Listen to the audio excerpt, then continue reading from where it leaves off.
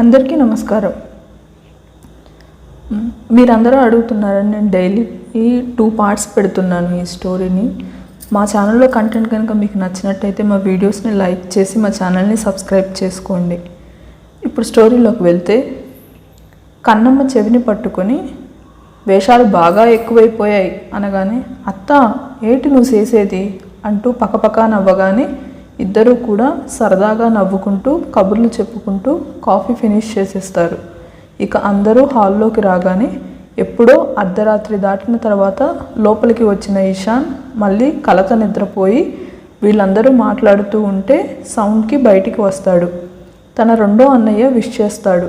తను కూడా విష్ చేసి పక్కన కూర్చోగానే కన్నమ్మ అప్పుడే రెడీ అయి బయటికి వస్తుంది.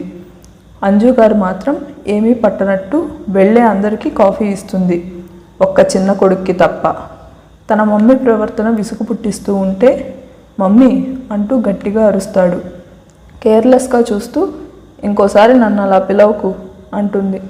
షాకింగ్గా ఏం మాట్లాడుతున్నావు అనగానే, ఏం తెలుగు అర్థం కాలేదా, లేదా చదువు ఎక్కువై ఉన్న తెలియపోయి మందమతి వచ్చిందా అంటుంది. కానీ ఇదంతా కూడా రాత్రి జరిగిన మ్యాటర్కే అని అనుకుంటాడు. కన్నమ్మ మాత్రం అర్థం కాకుండా చూస్తూ, ఏంటత్తా పెనిమిటి మీద అట్టా గుసాయితా ఉండవు, ఏటి సంగతి అనగానే, ఏం లేదులేవే, నువ్వు వాడి గురించి నా దగ్గర ఎత్తొద్దు, వాడొక పెద్ద వెధవ అనగానే ఆవిడ మాటల్లో కోపం స్పష్టంగా కనిపిస్తూ ఉంటే సైలెంట్గా లోపలికి వెళ్ళి కాఫీ కలిపి అక్కడ ఆల్రెడీ పనివాళ్ళు ఉండటంతో వాళ్ళతో కాఫీ ఇప్పిస్తుంది ఇషాన్కి ఇవ్వమని. వాళ్ళు అలాగే సైలెంట్గా ఇషాన్కి ఇవ్వగానే కాఫీ తాగుతూ, నువ్వు ఇవ్వకపోతే నాకు కాఫీ ఇచ్చేవాళ్ళు లేరా అంటాడు. కానీ అద్భుతమైన ఆ కాఫీని వావ్ అని అనకుండా ఉండలేకపోయాడు. కిచెన్లో జరిగిందంతా ఆవిడ చూసింది కాబట్టి వెధవకి ఎప్పుడు పెళ్ళాం విలువ తెలుస్తుందో ఏంటో అనుకుంటుంది. ఇప్పటికే తల్లి కోపంగా ఉంది, ఇంకా ఎక్స్ట్రా బాగితే కొట్టనైనా కొడుతుందని సైలెంట్ అయిపోయి కాఫీ మొత్తం సిప్ చేసేసి తను ఫ్రెష్ అయ్యి ఇక వెళ్ళేది ఉందా, ఇక్కడే ఉండాలా అంటాడు. తన్ని చూసిన అంజలి గారు మాత్రం, ఇప్పుడు నిన్ను ఇక్కడ ఉండమని ఎవడో బ్రతిమలాడాడు అంటుంది. ప్రతి మాటకి రివర్స్గా మాట్లాడుతున్న తల్లి వైపు అసహనంగా చూస్తూ, mummy this is too much, మనసులో ఏదో పెట్టుకొని ఇంకేదో మాట్లాడొద్దు అంటాడు. తను కూడా కాస్త సీరియస్గానే ఆవిడ చేతులు కట్టుకొని కోపంగా అలాగే చూస్తూ ఉంటే, ఆల్రెడీ వాళ్ళ డ్రెస్సెస్ కూడా అక్కడే ఉంటాయి కాబట్టి తను ఆఫీస్కి వెళ్ళడానికి రెడీ అయిపోయి, ఇక మీరు ఎలా అయినా ఇంటికి వచ్చేసేయండి, నేను వెళ్తున్నాను అంటూ కోపంగానే ఆఫీస్కి వెళ్ళిపోతాడు. కన్నమ్మ మాత్రం కొంచెం బాధగా, పెనిమిటి తినకుండా పోయినాడత్తా, ఏటి నువ్వు అలా కోపంగా మాట్లాడుతూ ఉండవు, తన మనసు బాధపడదా అనగానే, వాడి ప్రవర్తనకి నీ మనసు బాధపడట్లేదు అంటూ సూటిగా ప్రశ్నిస్తుంది. ఆ మాటకి కొన్ని క్షణాలు మౌనంగా ఉండి, నాను ఈ ఇంటికి వచ్చి కొన్ని దినాలే అయి ఉండాది, కానీ పెనిమిటి నీ కన్న కొడుకు అత్త, నీ రక్తం పంచుకొని పుట్టినోడు, ఎందుకట్టా కోపం చూపిస్తూ ఉండావు, నాకు అర్థం కావట్లేదు అంటుంది. ఆవిడ కూడా కోడలి వైపు అలాగే చూస్తూ, కొన్ని రోజులు ఇలాగే ఉండాలి కన్నమ్మ, అంతే, అప్పుడు కానీ వాడు సెట్ అవ్వడు. అన్నీ కాళ్ళ దగ్గరికి వస్తూ ఉంటే వాటి విలువ ఎప్పటికీ మనిషికి తెలియదు. అది నీకైనా నాకైనా ఇంకొకరికైనా ఆ వస్తువు మన నుండి దూరం అయినప్పుడే దాని విలువ తెలుస్తుంది. అది ఏదైనా సరే.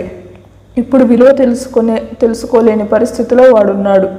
ఆ పరిస్థితి నుండి బయటకు తీసుకురావడానికి నేను ప్రయత్నం మొదలుపెట్టాను అంటుంది. ఇంకా ఏం మాట్లాడదు కన్నమ్మ.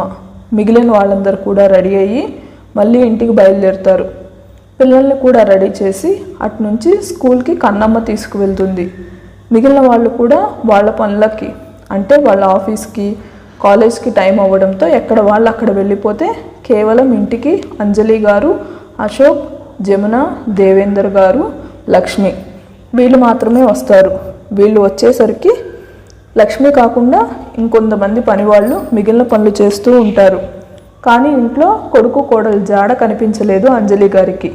కాస్త విచిత్రంగా అనిపిస్తుంది. ఏమైంది, వీళ్ళు ఇంకా రెడీ అయ్యి బయటికి రాలేదా, ఆల్రెడీ 9 అవుతుంది కదా టైం అనగానే జమున గారు కాస్త ఆశ్చర్యంగా కింద ఉన్న గెస్ట్ రూమ్లో చూస్తూ, అంజలి నీ పెద్ద కొడుకు రూమ్ ఏంటే రోజుకు విరుద్ధంగా క్లోజ్ చేసింది, ఎప్పుడూ కూడా ఓపెన్ చేసి ఉంటాడు కదా అందరూ అటు చూస్తారు. అవును, నేను అసలు గమనించలేదు అంటుంది. పై రూమ్ చూడగానే అది ఓపెన్లో ఉంటుంది. అసలు ఏమీ అర్థం కాలేదు. లక్ష్మి వైపు చూడగానే గబగబా పరిగెత్తుకుంటూ వెళ్ళి దీప్తి రూమ్ చూడగానే ఖాళీగా కనిపిస్తుంది. కానీ కింద మాత్రం ప్లాస్టిక్ బల్లులన్నీ ఉంటాయి. కెవ్వున కేక వేయబోయే లాస్ట్ మినిట్లో అరుపు నోట్లోనే ఆపేసి నోరు మూసుకొని భయంగానే కిందకు వస్తుంది. లక్ష్మి అలా కొంచెం భయంగా కిందకు వస్తూ ఉంటే, అంజలి గారు నీకేమైందే అలా వణికిపోతున్నావు? వెళ్ళేటప్పుడు బాగానే వెళ్ళావు కదా అనగానే, అమ్మగారు ప్లాస్టిక్ బల్లులన్నీ అక్కడే ఉన్నాయండి. కన్నమ్మ గారు ఏం విధ్వంసం చేశారో ఏంటో, ఆ రూమ్ అంతా కూడా గందరగోళంగా ఉంది. దీప్తమ్మ గారు లేరు అనగానే కాస్త అనుమానంగా కింద రూమ్ వైపు చూస్తుంది. ఎప్పుడూ లేనిది కొడుకు రూమ్ క్లోజ్లో ఉండటం, కోడలు తన గదిలో లేకపోవడంతో ఒక్క క్షణం ఆవిడకి అనుమానం వస్తుంది, ఇద్దరు ఇక్కడే ఉన్నారా అని. కానీ అలా అనుకున్న మరుక్షణం ఏదో చెప్పలేని ఆనందం, మరేదో చెప్పలేని ఆశ్చర్యం, ఇలా రకరకాల ఫీలింగ్స్తో అక్కడే నిలబడిపోయారు. అసలు ఆవిడకి ఆ ఊహే ఎంతో ఆనందాన్ని కలిగించింది. కొడుకు కోడలు కలిసిపోయారా? ఎందుకో ఆ తర్వాత ఫీలింగ్ అసలు ఆవిడకి కంట్రోల్ కాలేదు. సంతోషంగా తన అత్తయ్య గారి వైపు చూస్తూ, అత్తయ్య నిజంగా పెద్దోడు తన భార్యతో కలిసిపోయారంటారా అంటూ చిన్నపిల్లలాగా సంబరంగా అడగగానే ఆవిడకు కూడా అదే అనుమానం వస్తుంది. కానీ ఇంత సంతోషంగా అనుకొని చివరగా వాళ్ళు అనుకున్నది జరగకపోతే తనకంటే ముందు తన కోడలు బాధపడుతుంది. అందుకే ఏం మాట్లాడాలో అర్థం కాలేదు. సరేలేవే, మనం అనుకున్నది జరిగితే మంచిదే కదా. అసలు వాళ్ళు ఎక్కడున్నారో ముందు చూద్దాం. నువ్వైతే ఇప్పుడే వాళ్ళని డిస్టర్బ్ చేయొద్దు. అంటే ఒకవేళ వాళ్ళిద్దరు ఇక్కడే ఉంటే మనమే కదా ఆనందించేది. వాళ్ళు ఇంకో రకంగా ఫీల్ అవుతారు. నువ్వు ఇప్పుడేం డిస్టర్బ్ చేయకు, పద ముందు మిగిలిన పనులు చూద్దామంటూ అక్కడెవరూ లేకుండా వెళ్ళిపోతారు. అశోక్ గారు కంపెనీ మేనేజర్తో మాట్లాడలే, ఆయన ఫోన్ కాల్లో బిజీ అయిపోతారు.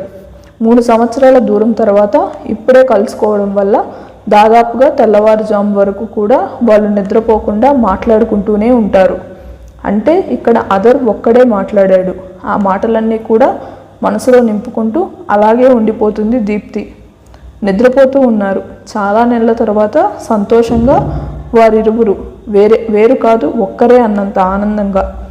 అదర్ గుండెల మీద భద్రంగా ధైర్యంగా ఎప్పుడూ లేనంత ప్రశాంతంగా నిద్రపోతూ ఉంది దీప్తి. తన నడుము చుట్టూ చేతులు వేసి వదిలేస్తే ఎక్కడ దూరం అయిపోతుందో అన్నంత గట్టిగా పట్టుకొని నిద్రపోతూ ఉన్నాడు అదర్. మెల్లిగా అదర్కే మొదట మెలకు వస్తుంది. తన గుండెలపైన ఏదో బరువుగా ఉంటే మెల్లిగా కళ్ళు తెరిచి తల కిందకి అనగానే ఒక్క క్షణం దీప్తిని అక్కడ చూసి రాత్రి జరిగిన సంఘటన మొత్తం గుర్తుకు రాగానే, ఇటువంటి ఉదయం ఇక ప్రతిరోజు తన జీవితంలో ఉంటుంది. తన ఆనందం అంతా ఇంతా కాదు. ఆనందంతో గుండె ఎగిసెగిసి పడుతుంది. ఇది కల కాదు, నిజమే. తన ప్రాణానికి ప్రాణమైన తన ఇల్లాలు, తన అర్ధాంగి తన గుండెలపైన సేద తీరుతుంది. ఇదంతా కూడా తను ఏ జన్మలోనో చేసుకున్న పుణ్యఫలం. లేకపోతే అసలు జీవితమే లేదనుకున్నవాడు ఇలాంటి వసంతాలు మళ్ళీ తన లైఫ్లోకి వస్తాయి అని అస్సలు ఊహించలేదు. గుడ్ మార్నింగ్ రా బంగారం అంటూ ఆగకుండా తను డిస్టర్బ్ అవ్వకుండా మెల్లిగా తలపైన ముద్దులు పెడుతూనే ఉన్నాడు. కరెక్ట్గా అదర్ గుండెల మీద పడుకొని తన గుండె చప్పుడిని జోలపాటలాగా వింటూ హాయిగా ఆనందంగా నిద్రపోతూ ఉన్న దీప్తి సడన్గా ఏదో చిన్న డిస్టర్బెన్స్ లాగా వచ్చి మెల్లిగా కళ్ళు తెరుస్తుంది. తను ఒక్క క్షణం ఎక్కడ ఉందో అర్థం కాలేదు. కదలాలని చూస్తే బలమైన ఇనుప సంకెళ్ళ మధ్య ఉన్నట్టు అదరు చేతుల మధ్య ఉండిపోవటంతో తలెత్తి చూస్తుంది. తన వైపే అందంగా నవ్వుతూ కనిపించిన తన భర్త ముఖం చూడగానే మొదట అర్థం కాలేదు. ఆ తర్వాత జరిగిందంతా గుర్తుకు రాగానే తన ఆనందం అంతా ఇంతా కాదు. ఇలా కొన్ని సంవత్సరాల క్రితం జరిగింది. కానీ ఇప్పుడు మళ్ళీ అదృష్టం తనని వెతుక్కుంటూ వచ్చింది. కానీ వెంటనే విషయం చెప్పమంటే చెప్పకుండా మొండిగా ఉన్న తన బండమొగుడు సంగతి గుర్తు తెచ్చుకుని అంతలోనే ఫేస్ సీరియస్గా పెట్టుకోగానే అదరు చిన్నగా నవ్వుతూ, ఏంటి మేడం గారికి అప్పుడే కోపం వచ్చిందా అనగానే అలా అన్నాడో లేదో మళ్ళీ వెంటనే గుండె మీద కొరికి పెడుతుంది. అబ్బా రాక్షసత్వం పొద్దున్నే స్టార్ట్ చేసిందమ్మా. థ్యాంక్ యూ బంగారం, నీ గుర్తు ఇచ్చేసావు ఈరోజు. అంతా హ్యాపీ అనగానే ఏం మాట్లాడకుండా కళ్ళు మూసుకుంటుంది. తను ఆనందంగానే ఉంది అని ఆ ముఖంలో ఉన్న భావాలే చెప్తూ ఉంటే మెల్లిగా తన్ని సరిగ్గా అడ్జస్ట్ చేసుకుంటూ గుడ్ మార్నింగ్ రా అంటాడు. తను మాత్రం లోపలే గుడ్ మార్నింగ్ చాలా ప్రేమగా చెప్పేసి బయటకు మాత్రం ఏంట్రా పొద్దున్నే కాకా మొదలు పెట్టావు, నువ్వెన్ని చేసినా నేను నీతో మాట్లాడతానని అనుకోవద్దు, నువ్వు పూర్తిగా విషయం చెప్పినప్పుడే నేను నీతో మాట్లాడేది. అబ్బా రాక్షసి, ఆడ పెద్దగా విషయం ఏమీ లేదే, నీకు తెలిసిందే కదా, అయినా సరే ఆ సంఘటనలు నీతో గుర్తు చేసుకోవడం నాకు ఇష్టం లేదు. దీప్తి మాత్రం కోపంగా చూస్తూ పోరా, అయితే అప్పటి వరకు నాకు దూరంగానే ఉండు, మాటి మాటికి మీద పడ్డావంటే మర్యాదగా ఉండదు.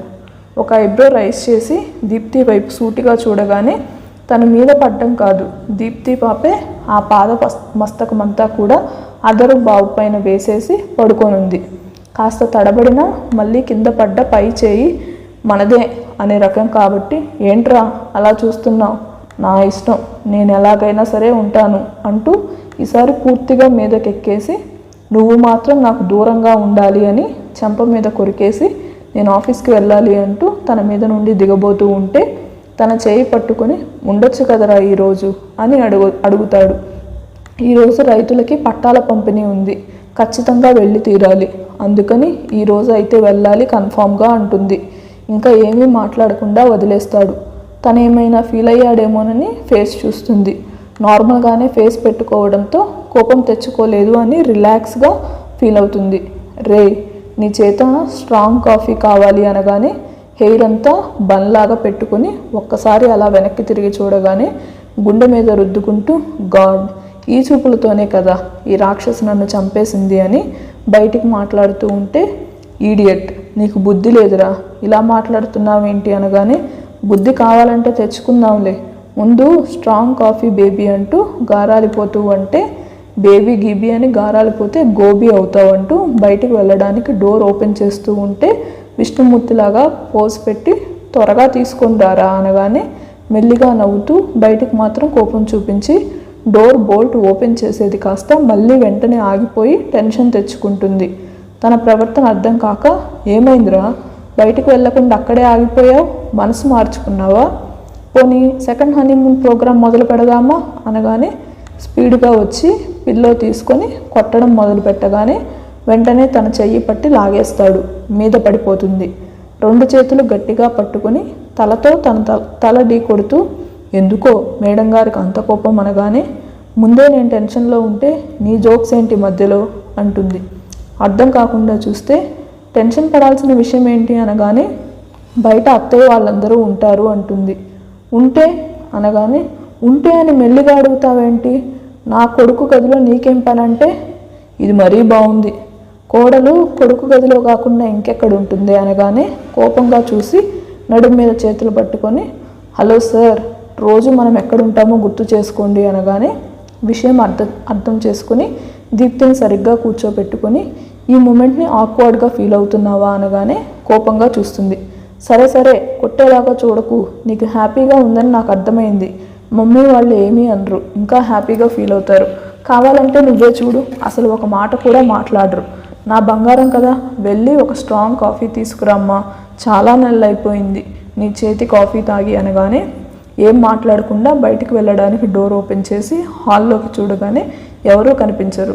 చాలా స్పీడ్గా తన రూమ్లోకి వెళ్ళి త్వరగా ఫ్రెష్ అయ్యి అంతకంటే స్పీడ్గా కిచెన్లోకి వెళ్ళగానే ఇదంతా గమనిస్తూ ఉన్న అంజలి గారు చాలా షాక్ అయిపోయి అత్తయ్య గారు అక్కడ ఏం జరుగుతుందనగానే కోడలి వైపు పైనుంచి కిందకి చూస్తూ అక్కడ జరిగే సిచ్యువేషన్ గమనించవే నువ్వు, తొందరపడకు, చాలా రోజుల తర్వాత తనే స్వయంగా తన భర్తకి కాఫీ తన ఇష్టమైన రీతిలో చేసుకుని మళ్ళీ అదరు గదిలోకి వెళుతూ ఉంటే వాళ్ళకి కన్ఫామ్ అయిపోతుంది కొడుకు కోడలు కలిసిపోయారు అని.